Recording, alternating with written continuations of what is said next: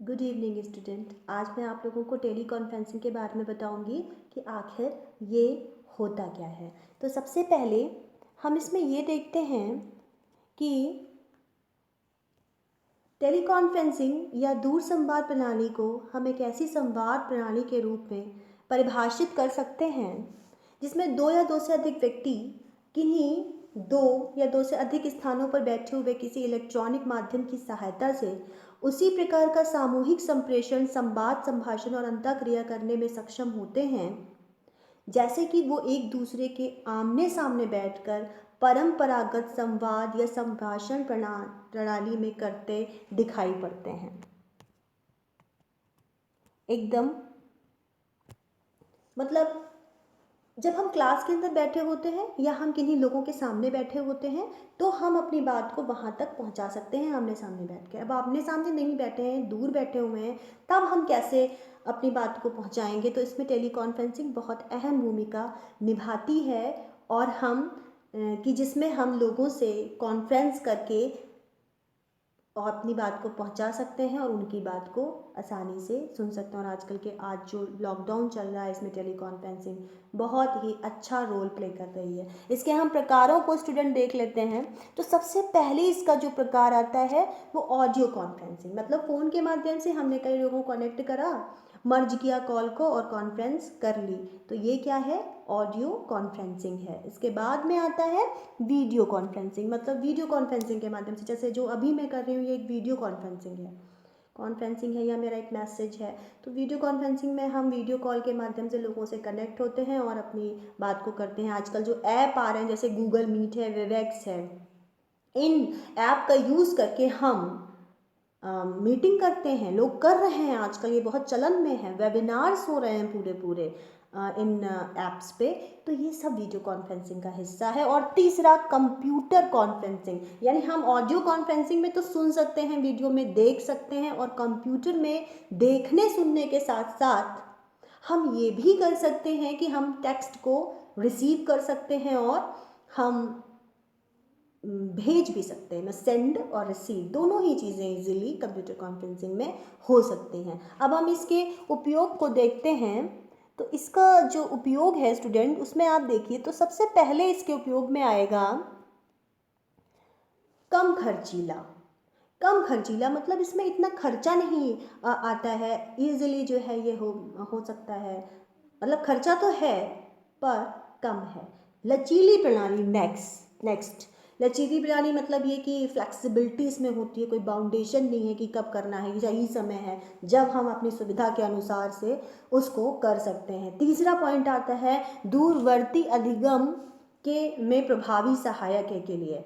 तो क्योंकि जब कॉन्फ्रेंसिंग हो रही है तो ये है ना कि हम ऐसा थोड़ी ना है कि आस पास बैठे हैं तो हो जाएगा, जब दूर बैठे होंगे तभी कॉन्फ्रेंसिंग की ज़रूरत पड़ेगी। इसके बाद में बहुस्तरीय अधिगम, कई लोग एक ही चीज़ को कई माध्यम से कर सकते हैं एक ही टाइम पर और अलग अलग समय पर भी। जैसे कि अगर अभी मैं बैठी इस तरह से आपको बता रही हूँ तो कोई और कहीं बैठ करके ऑडियो कॉन्फ्रेंसिंग कर सकता है, कोई और वीडियो कॉन्फ्रेंसिंग कर सकता है, कंप्यूटर कॉन्फ्रेंसिंग हो सकती है। मतलब बहुस्तरीय अधिगम है, कई तरह से हो सकता है। इसके बाद सरल समय प्रणाली सारणी, हम अपने हिसाब से टाइम टेबल को बना सकते हैं, कोई बाउंडेशन नहीं होता है, इजीली हम इसको हैंडल कर सकते हैं। इसके बाद उच्च कोटि का अनुदेशन, अगर हम टेली कॉन्फ्रेंसिंग कर रहे हैं तो ऐसा नहीं है कि इसमें अनुदेशन जो हम मैसेज पहुंचाना चाहते हैं वो नहीं पहुंचेगा, वो पहुंचेगा और ये हाई क्वालिटी का इंस्ट्रक्शन होगा,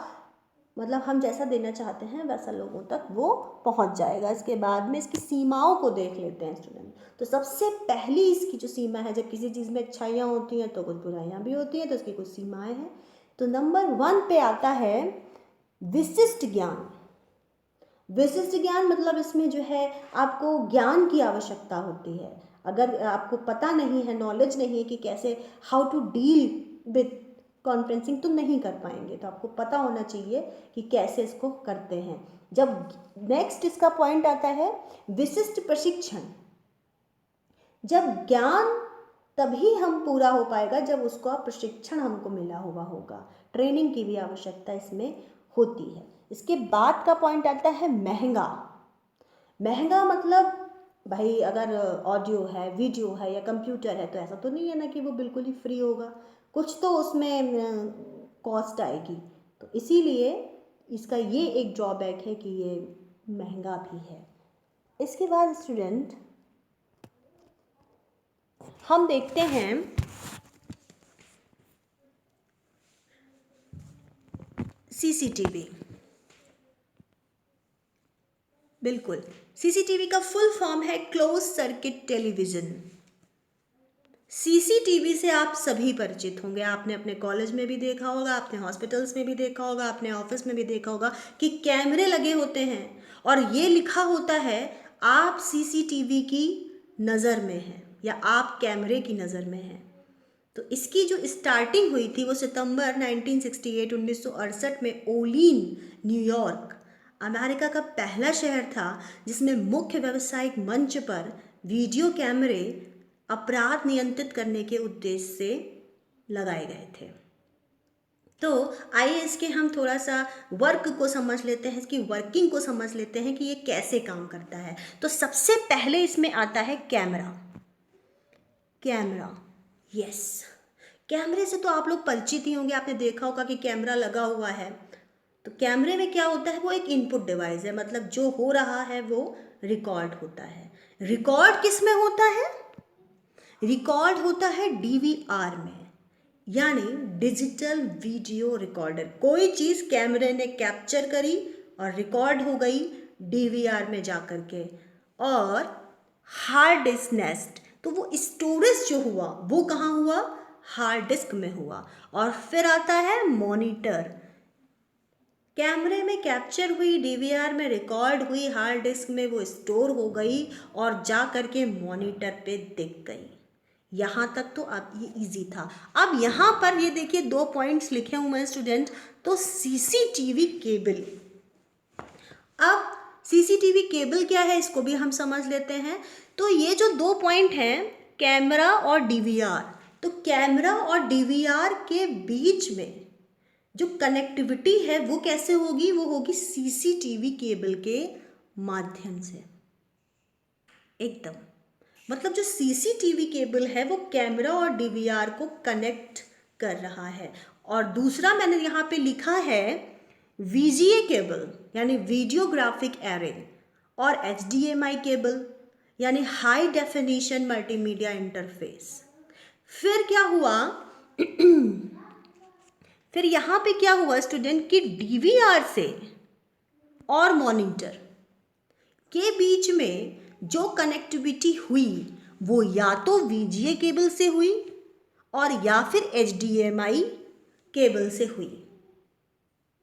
ये इसका एक फंक्शन है, यानी कैमरा से कनेक्टिविटी डीवीआर के बीच में सीसीटीवी केबल के माध्यम से, और डीवीआर और मॉनिटर के बीच में जो कनेक्टिविटी हुई वो वीजीए केबल यानी वीडियोग्राफिक एरे या HDMI cable high definition multimedia interface के माध्यम से हुई।